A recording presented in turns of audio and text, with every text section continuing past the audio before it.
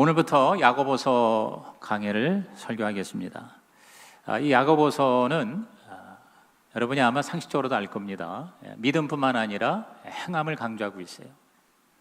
믿습니다 하는 게 믿음이 아니라 그 믿음대로 사는 것이 진짜 믿음이다, 이걸 강조하고 있습니다. 그래서 야고보서 전체의 주제가 2장 17절입니다. 우리 야고보서 2장 17절을 우리 두 번 읽겠습니다. 시작. 이와 같이 행함이 없는 믿음은 그 자체가 죽은 것이라. 다시.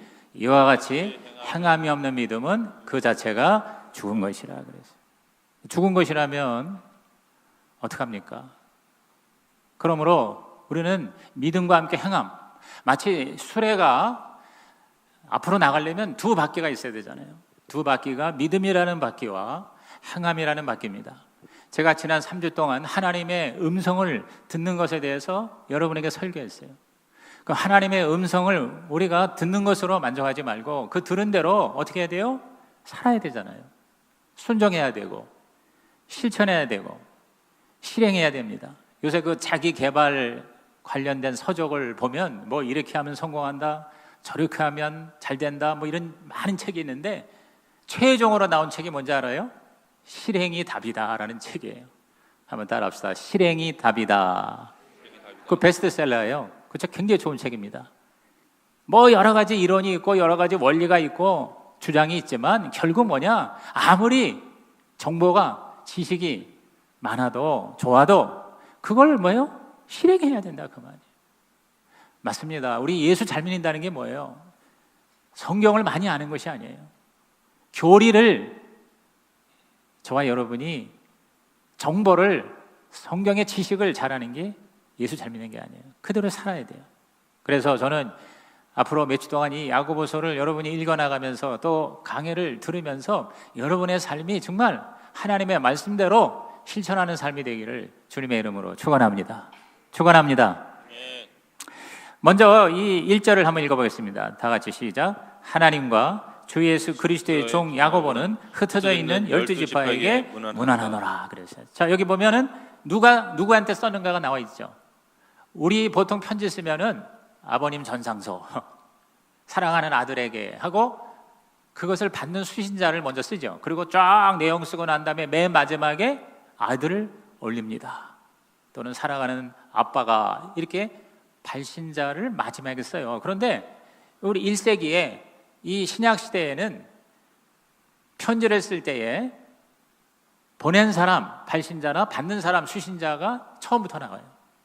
그래서 여러분이 성경의 서신을 읽어보면 누구누구가 누구에게 편지 쓴다 이렇게 나와 있어요. 그죠? 여기도 보니까 주 예수 그리스도의 종 야고보가 흩어져 있는 12지파에게 문안한다 이렇게 서론에 얘기를 하죠. 그렇죠? 여기 이 야고보는 주님의 동생 야고보예요. 성경에 보면 야고보가 여러 명이 나옵니다. 이 야곱은 야곱이라는 말에서 나온 이름인데 굉장히 흔한 이름이었어요. 그래서 예수님의 12제자 중에도 야고보가 2명이나 있습니다. 세베대의 아들 야고보, 알포의 아들 야고보가 있어요. 그리고 또 다윗의 형 야고보도 있어요. 그런데 여기 이 야고보는 바로 예수님의 친동생 야고보예요. 여러분, 예수님은 아버지 요셉과 어머니 마리아가 동침해서 난 아들이 아니죠. 성령으로 잉태돼서 그렇게 해서 태어났죠. 그 다음부터는 아버지 요셉과 어머니 마리아가 동침해서 낳은 자녀들이에요. 그래서 6명 이상, 즉 6남매 이상이 됩니다. 마가복음 6장에 보면은 예수님의 형제가 6남매 이상이 돼요. 최소. 그 중에 예를 들어 여동생도 있고 남동생도 있는데 첫 번째, 그러니까 예수님 빼고는 맏아들이 야고보예요. 근데 이 야고보가 예수님 당시에는 예수님을 믿지 않았어요. 자기 형을 막 욕했어요. 미친 사람이라고 그랬어요. 그런데 나중에 예수님이 십자가에 죽으시고 부활하시는 걸 보고 주님을 영접합니다. 완전히 달라져요. 성령 받았어요. 그래서 주의 종이 됐어요. 그래서 그 당시에 예루살렘 초대 교회의 총회장이 감독이 바로 야고보예요. 그래서 여러분이 사도행전 읽다 보면 이 야고보가 여러 가지 문제가 있을 때 예루살렘 총회를 소집해서 거기서 어떤 결정을 내리는 모습들을 보게 될 것입니다. 나중에 순교합니다. 복음을 전하다가 결국 목숨을 잃게 돼요. 그래서 이 야고보가 이제 흩어져 있는 12지파, 흩어져 있는 12지파라는 게 뭐냐면 유대인 크리스찬들이에요. 그 당시에는 유대인이 예수 믿었고 이방인이 예수 믿었는데, 유대인들에게는 주로 야고보하고 베드로가 복음을 전했고 이방인들에게는 주로 바울과 바나바가 복음을 전했다고 성경에 나와 있습니다. 근데 자기가 전한 그 유대인 크리스찬들에게 흩어졌어요. 왜 흩어졌냐면 핍박을 받은 거예요. 스데반 이후에 박해를 받아서 전체 유럽으로, 소아시아로 이 크리스찬들이 흩어지게 됩니다. 그 흩어진 것 때문에 이방인들도 예수를 믿게 되었죠. 그 흩어진 유대인 그리스도인들에게 편지한다 하면서 바로 이 야고보가 시험에 대한 얘기를 합니다. 이 야고보는 굉장히 직설적으로 얘기를 해요. 제가 이걸 참 좋아합니다. 이렇게 빙빙 둘러서 얘기하지 않아요. 그냥 직설적으로 바로 간단 명료하게, 명령형이 그래서 가장 많아요, 야고보서가. 그래서 이제 야고보 이 첫 부분에서 이 야고보는 이 유대인들이 흩어져서 환난과 핍박을 당하면서 시험을 당하면서 그것을 어떻게 극복할 것인가에 대해서 말씀하고 있어요. 이 야고보의 말씀은 그 당시 유대인 그리스도인들 뿐만 아니라 오늘 저와 여러분들이 예수 믿으면서 여러 가지 시험과 어려움과 환난을 당하는 사람들에게도 주시는 하나님의 말씀이 되기를 주의 이름으로 축원합니다. 그래서 우리 2절을 한번 다 같이 읽어봅니다. 시작. 네, 형제들아, 너희가 여러 가지 시험을 당하거든 온전히 기쁘게 여기라. 자, 먼저 여러 가지 시험을 당하거든 그랬어요. 여러 가지 시험에 저와 여러분이 힘들어하죠. 이 세상에 시험이 없는 사람이 어디 있어요? 공동묘지에나 가야 시험이 없고 고난이 없고 환난이 없습니다. 이 세상은 살면서 저와 여러분은 여러 가지 시험들이 있어요. 외부적인 어려움이 있고 내적인 고민과 갈등이 있고 인간관계를 통해서 우리가 힘들어하는 시험도 많이 있습니다. 근데 이러한 시험을 당할 때 우리는 보통 낙심합니다. 원망합니다. 다른 사람에게 우리는 그 시험의 원인을 돌리곤 합니다. 그런데 야고보는 오히려 뭐예요? 어떻게 했어요? 기쁘게 여기라 그랬어요. 기쁘게 여기라 할 뿐만 아니라 온전히 기쁘게 여기라. 시작. 온전히 기쁘게 여기라 그랬어요. 이 말은 뭐냐면 더할 나위 없는 기쁨으로 여기라, 이런 말씀인 것입니다. 여러분, 성경에 보면은 시험에 대해서는 크게 두 가지로 여러분이 대처하면 됩니다. 첫째는 시험에 들지 않게 기도해야 돼요. 예수님께서 주기도문으로 우리에게 기도를 가르치면서 너희는 시험에 들지 않게 깨어 기도하라 그랬습니다. 그러니까 이왕이면 예방 조치로서 저와 여러분이 시험에 들지 않게 기도하고, 그 다음에 시험이 다가올 때는 어떻게 하느냐? 그때는 기뻐하라. 이것이 성경에 우리에게 주시는 말씀이에요. 더할 나위 없이 기뻐하라. 자, 갑자기 몸이 아픕니다. 이것도 시험이죠. 갑자기 사고를 당합니다. 나는 가만히 있는데 뒤에서 꽝 하고 딜이 박을 때 이거 엄청난 시험이 돼요. 또 집안에 여러 가지 문제가 생길 수 있어요. 갑자기 부모님이 병세가 더 악화될 수도 있어요. 형제들이 어떻게 모시는가 이런 것 때문에 시험될 수도 있어요. 또 여러분의 자녀들이 시험거리가 될 수 있습니다. 이러한 많은 스트레스와 시험이 다가올 때 어떡하냐? 더할 나위 없이 기뻐하라. 말이 됩니까? 말이 되는 거예요. 왜냐하면 우리가 이 시련을 주님의 방법으로 잘 극복하면 아름다운 열매가 우리에게 주어지기 때문에 그걸 바라보고 기뻐하라는 거예요. 그래서 3절과 4절에 이렇게 말씀합니다. 다 같이 읽습니다. 시작. 이는 너의 믿음의 시련이 인내를 만들어내는 줄 너희가 알미라. 인내를 온전히 이루라. 이는 너희로 온전하여 구부하여 조금도 부족함이 없게 하려 함이라. 자, 시련 다가올 때 이거를 기쁘게 여겨 하는 이유가 뭐냐면 그 시련을 통해서 우리는 인내를 배우고 또 그 인내하는 걸 통해서 우리는 온전한 삶을 산다 이 말이에요. 여기서 온전히 이루라 또는 온전하고 부족함이 없게 하려 함이라, 이 온전이라는 말이 뭐냐면 성숙이라는 뜻이에요. 끝까지 잘 가서 하나님 앞에 예수님의 형상과 모양을 갖게 된다 그 말인 거예요. 여러분이 예수 믿고 10년, 20년, 심지어 장로, 권사, 집사, 목사가 돼도 여전히 성숙하지 못할 수가 있어요. 미성숙한 사람이 얼마나 많은지 몰라요. 예수 믿은 지 평생 믿었는데도 여전히 미성숙한 사람들이 얼마나 많아요. 그런데 하나님은 저와 여러분이 시련을 통해서라도 성숙한 삶이 되기를 원하는 거예요. 여기서 이 온전하는 말은 뭐냐면 성숙이라는 말이에요. 예수님을 닮아가는 것을 의미하는 것입니다. 그렇기 때문에 나중에 이 성숙함이 되기 때문에, 그러기 때문에 시련이 우리에게 유익하다는 걸 깨닫고 그거를 기뻐하라는 거예요. 어느 목사님한테 어느 집사님이 와가지고, 목사님 제가 인내심이 너무 없어요. 제가 인내심이 좀 있도록 기도해 주세요. 안수 기도해 주세요. 그래서 목사님이 다 머리에 손을 얹고 하나님 아버지, 이 김 집사님이 인내심을 가지기를 원합니다. 그러니 먼저 큰 시련을 허락하여 주옵소서. 그렇게 기도했어요. 그때 머리를 쳐들고, 아니 목사님, 제가 인내심을 가지게 해달라고 기도하라 부탁을 했지 시련을 달라고 기도를 부탁을 했습니까? 어떻게 그렇게 기도할 수가 있습니까? 그랬더니 목사님 하시는 말씀이 시련 없이 인내는 절대로 만들어지지 않습니다. 그랬어요. 그렇습니다. 오늘 저와 여러분이 시련 없이, 시험 없이 우리가 좋은 결과를 얻을 수가 없는 걸 알기 때문에 그걸 기뻐하라는 거죠. 우리 자매님들이 아기를 가질 때 이 10개월 동안 얼마나 힘들어요. 힘들지만 기뻐할 수 있어요. 왜냐하면 나중에 10개월 후에 그 생명이 태어나는 거를, 그 결과를 바라보고 기뻐하고 즐거워하는 것이다, 그 말이에요. 힘든 거를 기쁨으로 참고 나가는 것이죠. 학생들이 좋은 학교를 가기 위해서 열심히 공부할 때 그것이 얼마나 힘들어요. 그러나 기쁨을 가지고 열심히 공부를 할 수 있는 것은 나중에 좋은 학교에 들어가는 그 합격을 생각할 때 기뻐할 수가 있는 것이죠. 운동할 때 힘들지만 나중에 몸이 좋아질 거, 그거를 바라보고 우리는 기쁘고 즐겁게 힘든 그 훈련을 들어가게 되는 것이죠. 그렇습니다.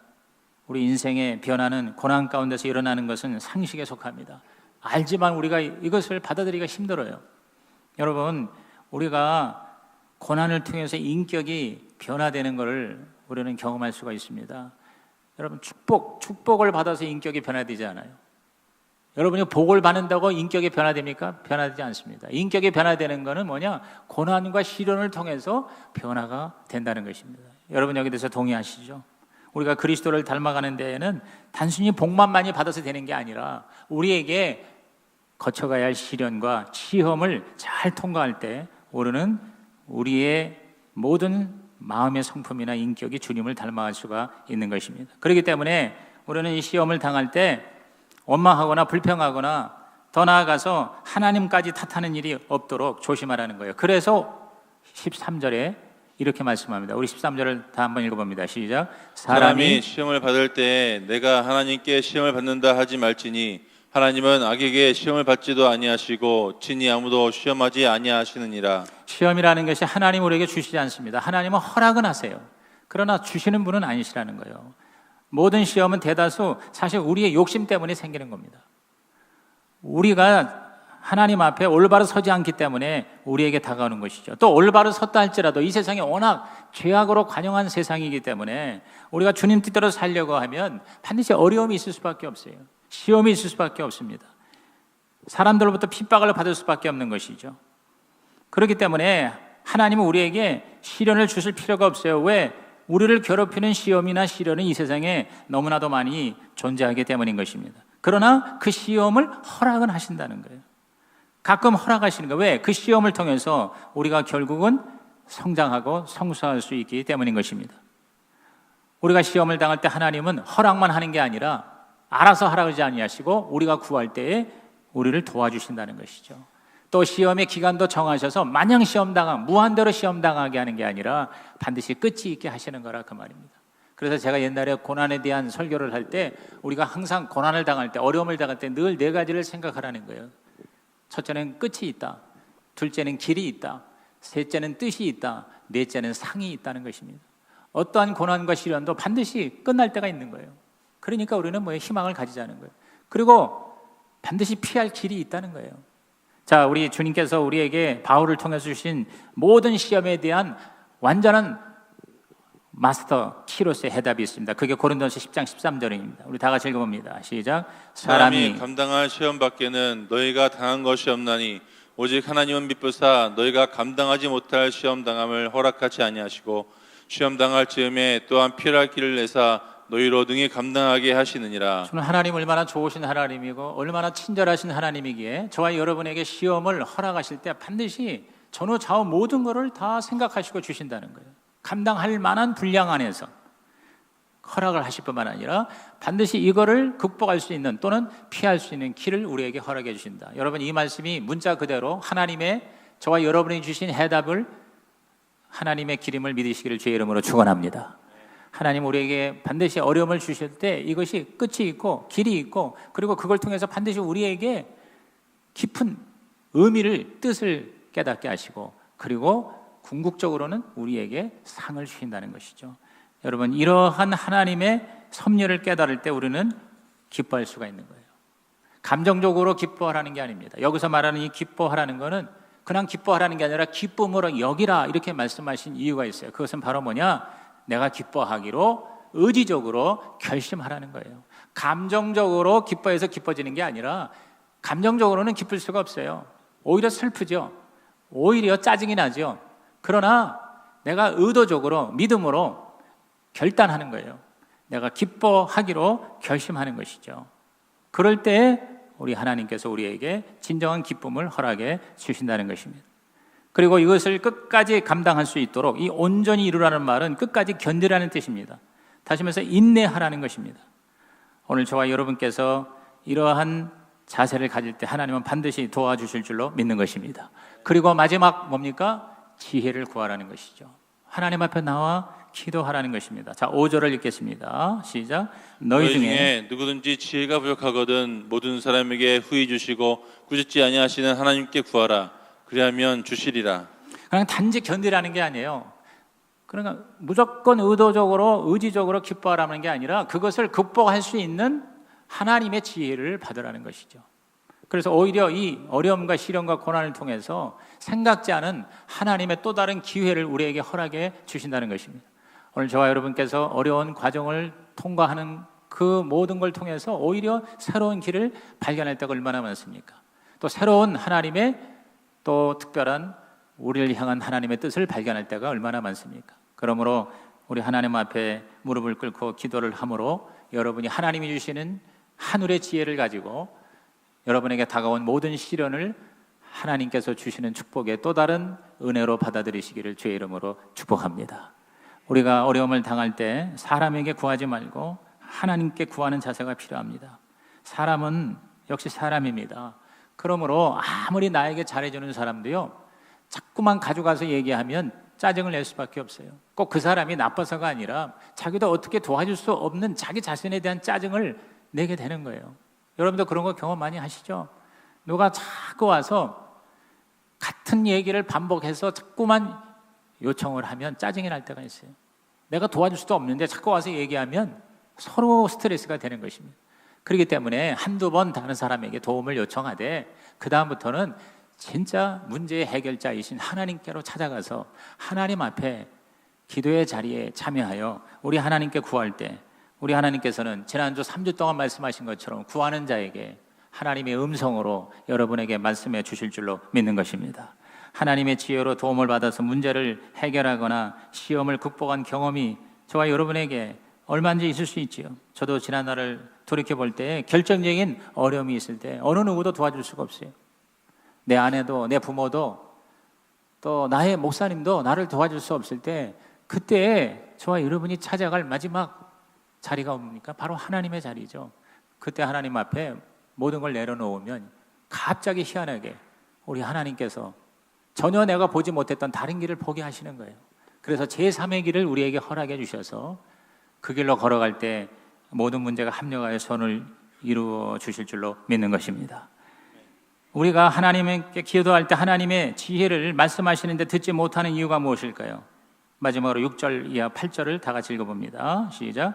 오직 믿음으로 구하고 조금도 의심하지 말라. 의심하는 자는 마치 바람에 밀려 요동하는 바닷물결 같으니 이런 사람은 무엇이든지 줄게 얻기를 생각하지 말라. 두 마음을 품어 모든 일에 정함이 없는 자로다. 여기서 의심과 두 마음이라는 단어에 우리가 좀 신경을 썼으면 좋겠습니다. 무슨 얘기입니까? 교회를 여러분이 처음에 맡아서 하잖아요. 열심히 합니다. 근데 어려운 문제가 생겨요. 일 자체가 어려울 수도 있고 특히 인간관계에서 여러분이 시험에 들 수가 있습니다. 근데 그럴 때 많은 사람들이 포기합니다. 그만두겠다고 그럽니다. 떠나겠다고 그럽니다. 그 왜 그렇습니까? 원래 처음에 하나님께서 하라고 하실 때 그때 그 마음을 계속 끝까지 유지해야 되는데 거기서 뭐냐? 두 마음을 품는 거예요. 아, 차라리 그만둘까? 두 마음이 아니라 세 마음인 사람이 있어요. 이리 갈까 저리 갈까 차라리 돌아갈까? 이렇게 세 마음을 품는 사람이 있어요. 처음에 하나님께서 하라고 하셨는데 그럼 지금 하나님이 하지 말라고 하셨습니까? 저는 그렇게 묻고 싶은 거예요. 오늘 여러분에게 하나님이 주신 삶이 있어요. 교회에서 여러분에게 하나님께서 하라고 여러분을 부르신 사역이나 또 어떤 사명이 있습니다. 그거를 처음에는 열심히 잘 했어요. 신나게 했어요. 그런데 하다가 왜 그만두시냐 이 말이에요. 왜? 두 마음을 품는다는 거죠. 두 마음을 품을 때는 하나님의 지시가 우리한테 올 수가 없다는 것이죠. 하나님의 특별한 별도의 지시가 있을 때까지 처음 하나님께서 여러분에게 말씀하신 그 길을 끝까지 가는 그러한 믿음의 사람이 되기를 주님의 이름으로 축원합니다. 여러분이 하나님의 음성을 듣는 방법 다시 정리하고 말씀을 마치겠습니다. 첫째가 성경입니다. 여러분 성경을 최소한도 하루에 한두 장씩이라도 읽으시기 바랍니다. 하나님의 말씀을 성경을 가까이 할 때 하나님께서 우리에게 지혜를 주시는 거예요. 특별한 어떤 희한한 경험이 없어도 괜찮아요. 그냥 성경 그대로 문자 그대로 가면 90% 이상은 하나님의 뜻대로 사는 것이 됩니다. 많은 경우 우리가 하나님의 말씀을 읽지를 않아요. 하나님의 말씀을 공부하지를 않아요. 그렇기 때문에 내 생각이 나를 지배하기 때문에 하나님의 지혜가 내 안에 들어올 틈이 없는 거죠. 두 번째는 다른 사람의 입술을 통해서 주시는 하나님의 음성에 귀를 기울이시기 바랍니다. 특별히 여러분이 예배 드릴 때 설교에 한번 딱 설교를 듣고 나서 반드시 한 가지라도 하나님의 여러분에게 주시는 음성을 듣고 돌아가시기를 주님의 이름으로 부탁합니다. 흔히 말하는 레마를 받으시길 바라요. 그냥 다 좋은 소리네 이걸로 끝나지 마시고 오늘 목사님의 저 설교는 꼭 나를 위해서 준비한 것 같아. 이러한 하나님의 여러분을 향한 음성이 들려지는 예배 시간이 되기를 주님의 이름으로 축원합니다. 그리고 마지막 세 번째는 성령께서 여러분에게 세미한 음성으로 직접 들려주시는 음성이 있어요. 그 음성에 여러분이 귀를 기울이세요. 그냥 원망하고 낙심하고 사람들한테 짜증내지 말고 조용히 우리 하나님과 독대하는 시간을 가지세요. 그래서 하나님께서 여러분에게 직관적으로 주시는 음성이 있을 수 있어요. 물론 그것이 내 생각 혹은 마귀의 생각일 수도 있어요. 그걸 구별을 잘 하셔야 되겠죠. 지난주 설교를 다시 들어보시고 이것이 마귀의 생각이 아니라 하나님의 음성이라는 영적인 분별을 통해서 여러분이 하나님의 여러분을 향해 주시는 세미한 음성을 듣고 지금 여러분이 당한 현실적인 어려움과 시련을 능히 극복하시는 하나님의 사람이 되기를 주님의 이름으로 축복합니다. 하나님, 오늘 말씀 들은 성도들마다 지금 당하는 어려움과 시련과 또 내 욕심으로 생겼던 모든 시험에서 자유함을 얻게 하여 주옵소서. 예수님의 이름으로 기도하옵나이다. 아멘.